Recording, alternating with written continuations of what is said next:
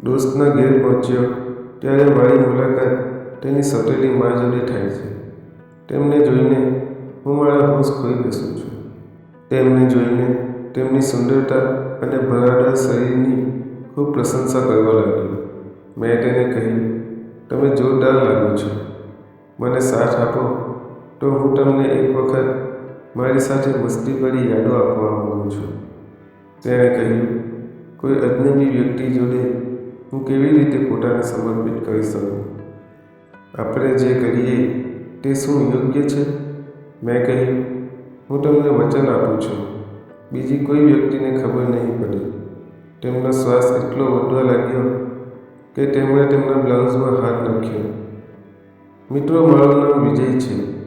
જ્યારે કેનેડાથી હું 5 વર્ષે હોલિકા દહનના તહેવારમાં ઘરે આવ્યો એટલે મારો સામાન મૂકીને સીધો મેં દોસ્તના ઘરે ગયો.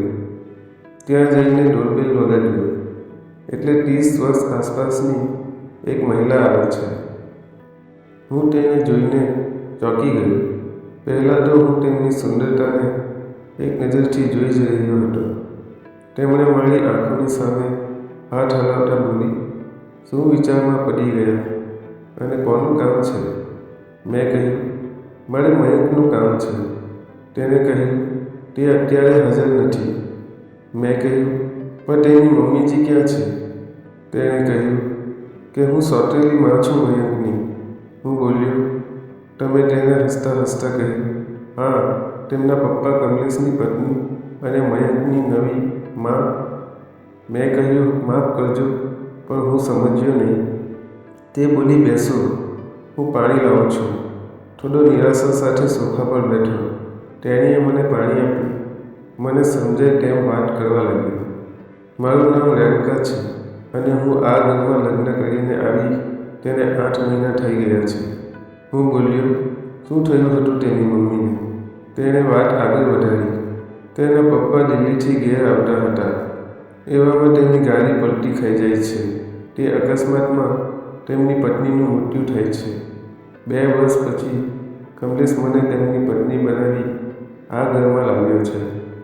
હું નથી ઈચ્છતી કે મારી જવાની એક મારાથી અડધી ઉંમરવાળા પુરુષ સાથે પસાર થાય, પણ સંજોગ એવો બન્યો કે મયંક અને તેના પિતાની દેખરેખ રાખવાની જવાબદારીમાં મારા નસીબમાં લખેલી હશે. અને હું ગૌરવ અનુભવું છું કે મને મયંક જેવો છોકરો અને કમલેશજી જેવા પતિ મળ્યો છે. કોઈ અફસોસ નથી. પણ તમારું નામ શું છે એ તો મને કહો. તેણે કહ્યું, રેણુકા નામ છે મારું. હું બોલ્યો, તમને શોભે એવી એક વાત મારે તમને કહેવી છે. જેટલા સુંદર તમે લાગો છો તે પ્રમાણે ગુણવાન પણ છો. એટલા મસ્ત લાગો છો કે કોઈ પણ છોકરો તમારો દીવાનો બની જાય. હું આવું બોલ્યો એટલે તે હસીને નીચી નજરે મારી સામે જોઈને હસતા રહ્યા. સુવાળા વાળ, લચકદાર કમર. ચાલું છું તો પાછળમાં મખમલે ઝૂલતા મિનારાઓને હું વારંવાર જોયા જ કરું તેવી ફિટનેસ છે તમારી. બસ બસ, બહુ થયું. તેવામાં મયંકનો ફોન આવ્યો. તેણે કહ્યું, સોરી યાર, લેવા આવી શક્યો નહીં. મેં કહ્યું, તું ક્યાં છે? તેણે કહ્યું, ઓફિસમાં. હું બોલ્યો, અરે ભાઈ, હું તારા ઘરે બેઠો છું, જલ્દી આવ. તેમણે કહ્યું, મમ્મીજીને ફોન આપને. મયંક તેમની સાથે વાત કરવા માંગે છે. હા બોલો. તમે ચા નાસ્તો પછી જમવાનું પણ તૈયાર કરો. હું આવું છું. હા, તમારો દોસ્ત અહીં જ છે. ઉતાવળ ના કરતા. અરે ભાઈ, કેમ જલ્દી ના આવે? મારો જૂનો જીગરી દોસ્ત છે. રેણુકાજી, એક વાત મને કહો, શું તમારો કમલેશ અંકલનું મેચિંગ થાય છે? જ્યારે હું કેનેડામાં હતો ત્યારે મને પણ એક છોકરી સાથે પ્રેમ થઈ ગયો હતો અને તે સેમ તમારા જેવી જ દેખાવડી હતી. તો શું થયું? પછી લગ્ન કરી લેવા હતા ને? તમે આજે જે કપડાં પહેર્યા છે તે મારો ફેવરિટ ડ્રેસ છે. આ સાંભળી રેણુકાજી મલકાતા ચહેરા સાથે રસોડામાં જતા રહ્યા. હવે મયંક આવ્યો અને અમે ખૂબ સારી વાતો કરી, સાથે જમ્યા. પછી મયંક બોલ્યો, અરે તારે અહીં રોકાવાનું છે કેમ કે પપ્પા દિલ્હી છે અને મારે ઓફિસની ફાઇલોનું કામ પતાવવા પાછું જવું પડે તેમ છે. હું 1 વાગે ઘેર આવી જઈશ. પણ હું અહીં એકલો. હા દોસ્ત, રેણુકા મમ્મી એકલા છે. પપ્પા ઘરે નથી. મારે ત્યાં ગયા વગર ચાલે તેમ નથી. ઠીક છે ભાઈ, જેવું તું કહે. રાત થઈ જાય છે પણ મયંક આવ્યો નહીં. મેં તેને રિંગ કરી. તેણે મને કહ્યું, યાર હું સવારે આવીશ. કેમ ભાઈ, શું થયું? યાર વર્કરો બહુ હેરાન છે તો કામનું મેનેજ કરવું પડે તેમ છે. તું યાર આજે રોકાઈ જ જા. સાંજનું ભોજન તૈયાર થતું હતું એટલે હું રસોડામાં ગયો. રેણુકાજી બોલ્યા, અરે તમે રસોડામાં કેમ? મેં કહ્યું, રેણુકાજી આજે તમે ટી-શર્ટમાં સરસ લાગો છો. ખોટું ન લાગે તો એક વાત કહી દઉં? હા બોલો. હું તમને ટચ કરી શકું છું? હા, એમાં શું પ્રોબ્લેમ છે? મને ટચ કરી શકો છો. આટલા સુંદર અને રસીલા તમે. તમારા અંદરથી જવાનીની સુગંધ આવે છે. હું મારી હળવાશને વધુ ટાઈમ રોકી શકું તેમ નથી. રેણુકાજી બોલ્યા, કેમ, શું થાય છે? પછી તેમને મેં પાછળ કમરથી પકડી. મેં મારી દેહની સામે મારી નજરમાં નજર મિલાવી. શું છે? કેમ હેરાન કરો છો? હું તમારા હોઠોને પીવા માંગુ છું. મને એકવાર તમારી નજીક આવવાનું. બસ એકવાર. પછી કોઈ દિવસ આ ઘેર પાછો વળીને આવીશ નહીં. વિજય, જે તમે વિચારો છો એ બધું કરવા હું અસમર્થ છું. મને માફ કરો અને શાંતિથી ટેબલ ઉપર બેસો. જમવાનું તૈયાર છે, હું લાવું છું. પણ હું તમારા આકર્ષણને મારી શરીર સુધી લાવવા માંગુ છું. તમારા ઝૂલતા મિનારાઓની વચ્ચે ઘૂસીને તમારી સાથે મજા લેવા માંગુ છું. પણ વિજય, શું આ બધું કરવું ખોટું નહીં? મયંક અને મારા પિતાના શ્વાસનું શું થાય? જાઓ, અહીંથી બહાર જઈને બેસો. હું જમવાનું લાવું છું. આ વાત ચાલતી હતી. દરવાજો ફરી ખખડે છે. જોયું તો પપ્પાજી. અરે વિજય, ક્યારે આવ્યો? બસ હમણાં જ. શું વાત છે દીકરા? તું તો સ્ટીલ બોડીવાળો થઈ ગયો છે. જીમ બીમ જાય છે કે શું? મેં કહ્યું, હા. પપ્પા બોલ્યા, સરસ. રેણુકા પાણી લાવતો. મયંક દેખાતો નથી. રેણુકાજી કહે છે, મયંક ઓફિસમાં ઓવરટાઈમ કામ કરે છે. અરે શું કહું છું? વિજય બેટા, શું આવ્યો તો ઠીક છે ને? સારું કર્યું, હું મયંક જોડે જાઉં છું. તું અહીં જ રહેજે આજનો દિવસ, ઠીક છે? હા પપ્પા. પછી મેં રેણુકાજી સામે જોયું. તે મારી સામે જોઈને રસોડામાં ગયા. હું તેમની પાછળ ગયો અને તેમણે કહ્યું, ચાલો જમી લો.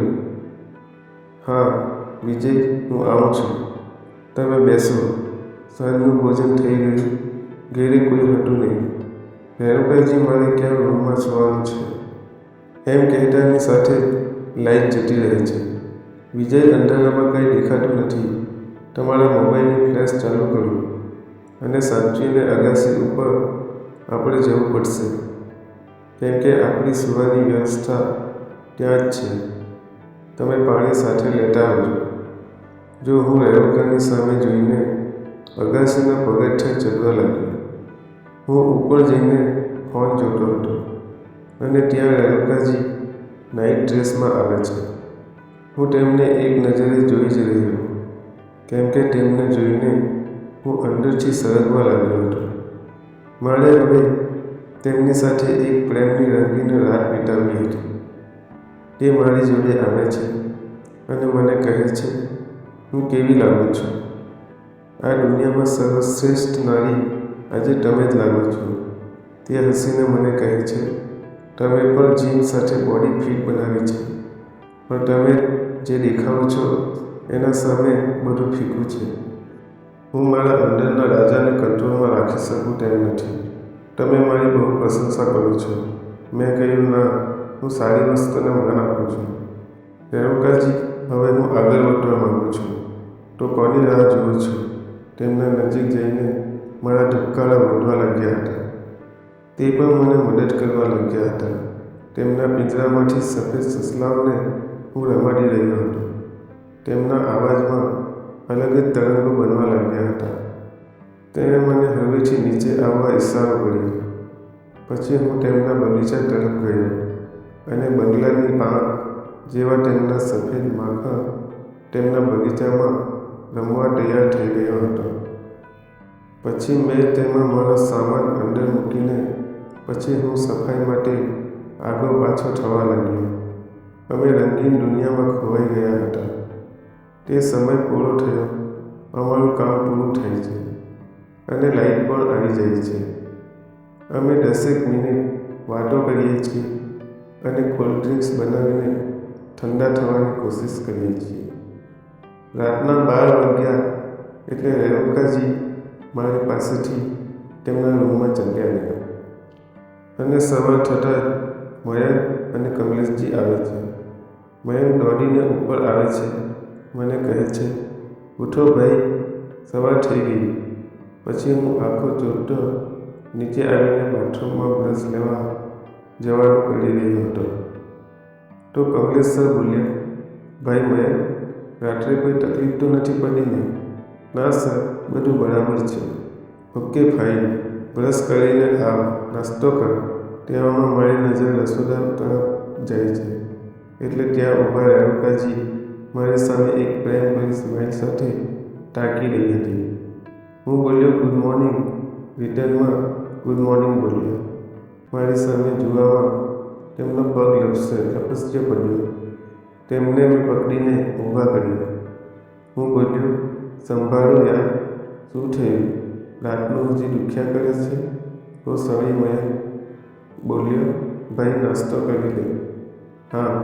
પછી અમે થોડી વિદેશની વાતો કરી, મજાક મસ્તી કરી અને નાસ્તો કર્યો. ડાઇનિંગ ટેબલ ઉપર પાણી હતું નહીં. હું ઊભો થઈને ફ્રીજમાંથી પાણીની બોટલ લીધી અને મારો નંબર ફ્રીજ ઉપર મૂક્યો અને રેણુકાજીને મેસેજ કર્યો કે ફ્રીજ ઉપર મોબાઈલ નંબર પડ્યો છે, લઈ લેજો. બધાને અલવિદા કહીને હું નીકળી ગયો. ત્યારે એક ઝલક રેણુકાજી તરફ કરી તો તેમની આંખો ભરે આવી હોય તેવું લાગ્યું. છતાં હું પોતાને સમજાવી ત્યાંથી નીકળવું યોગ્ય સમજ્યું. સાંજે મેં હાય લખ્યું, મેસેજ કર્યો. રિપ્લાય તરત આવ્યો, હવે ક્યારે આવશો?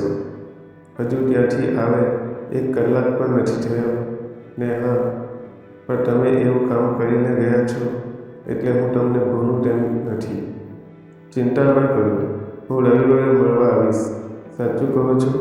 વચન આપું છું.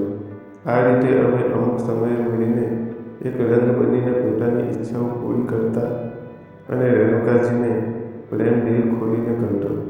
એ મારા માટે સર્વશ્રેષ્ઠ બની ગયા હતા. મિત્રો, વિડીયો પસંદ આવ્યો હોય તો ચેનલને સબસ્ક્રાઈબ કરજો. ધન્યવાદ મિત્રો, તમારો ખૂબ ખૂબ આભાર.